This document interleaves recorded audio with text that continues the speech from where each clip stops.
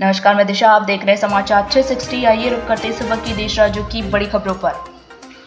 Delhi blast को सरकार ने आतंकी घटना माना। आतंकी कनेक्शन में संदिग्ध दूसरी कार फरीदाबाद के पास खड़ी मिली। एक व्यक्ति हिरासत में। मोदी ने सुरक्षा मामलों की कैबिनेट कमेटी की बैठक ली। अमित शाह, एनएसए डोभाल और राजनाथ भी मौजूद रहे। ऑपरेशन सिंदूर के पहले भी हुई थी। दिल्ली ब्लास्ट को सरकार ने माना आतंकी हमला। अश्विनी वैष्णव ने कहा, दोषियों को मिलेगी सख्त सजा। के पास धमाके में घायल हुए लोगों से मिले प्रधानमंत्री मोदी, कहा दोषियों को नहीं बख्शेंगे। Bihar today Chanakya exit poll में नीतीश के एनडीए को 160 सीटें। एग्जिट माई इंडिया सर्वे में बिहार में भी नीतीश की फिर सरकार, लेकिन आरजेडी सबसे बड़ी पार्टी।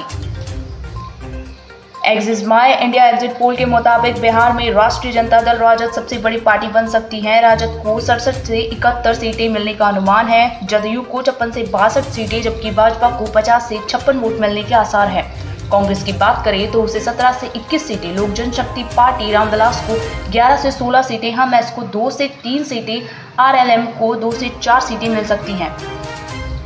उपेंद्र कुशवाहा खा रहे गोलगप्पे। पटना में लड्डू खाजा बाजा तैयार। बिहार चुनाव में जीत से पहले एनडीए में जश्न की तैयारी। देश में 6 करोड़ मृतकों के आधार कार्ड एक्टिव। फर्जी खाते और योजनाओं में गड़बड़ी का खतरा। यूआईडीएआई ने शुरू किया सर्वे। दिल्ली ब्लास्ट मामले में बड़ी कामयाबी। हरियाणा से इकोस्पोर्ट एसयूवी बरामद। उमर के दोस्त के फार्म हाउस में थी कार। भाजपा नेता अपराजिता सारंगी को बुधवार को संसद की संयुक्त समिति की अध्यक्षता के लिए नियुक्त किया गया, जो उन बिलों की जांच करेगी जिनके तहत प्रधानमंत्री, मुख्यमंत्री और केंद्रीय राज्य मंत्रियों को गंभीर आरोपों में 30 दिनों तक गिरफ्तार या हिरासत में रहने पर हटाया जा सकेगा। विपक्षी दलों से राकांपा एसपी की नेता सुप्रिया सुले, अकाली दल की हरसिमरत कौर और बादल एआईएमआईएम के प्रमुख असदुद्दीन ओवैसी और वाईएसआरसीपी के सदस्य निरंजन रेड्डी को संयुक्त समिति का सदस्य नामित किया गया है।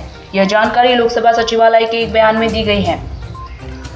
वाराणसी खजुराहो वंदे भारत ट्रेन भारी किराए के चलते यात्रियों की तंगी से जूझ रही है। 14, 15 और 16 नवंबर को चलने वाली इस ट्रेन में 300 से ज्यादा सीटें खाली हैं। इसका सबसे बड़ा कारण टिकट का महंगा होना बताया जा रहा है। प्रधानमंत्री नरेंद्र मोदी ने 9 नवंबर को बनारस रेलवे स्टेशन से हरी झंडी दिखाकर ट्रेन को रवाना किया था।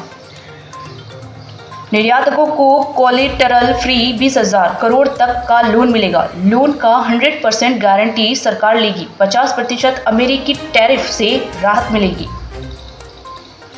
टैक्स कलेक्शन 7% बढ़ा, लेकिन रिफंड्स 17.7% कम हुए। अप्रैल अक्टूबर में 12.92 lakh crore net collection. Salaried और स्मॉल बिजनेस में बेहतर कमाई का संकेत। रिटेल महंगाई 14 साल में सबसे कम। अक्टूबर में 0.25% रही। खाने पीने का सामान सस्ता होने का असर सितंबर में 1.44% थी। पाकिस्तान दौरे पर गई श्रीलंका क्रिकेट टीम के 8 खिलाड़ी सुरक्षा कारणों से गुरुवार को स्वदेश लौटने वाले हैं। इस निर्णय का कारण इस्लामाबाद में हुए एक भीषण बम धमाके को बताया गया है, जिसमें 12 लोगों की मौत हो गई और कई घायल हुए। अमेरिका की कार्रवाई मिसाइल बनाने में ईरान को मदद देने का आरोप। भारत समेत 7 देशों की 32 कंपनियों पर प्रतिबंध।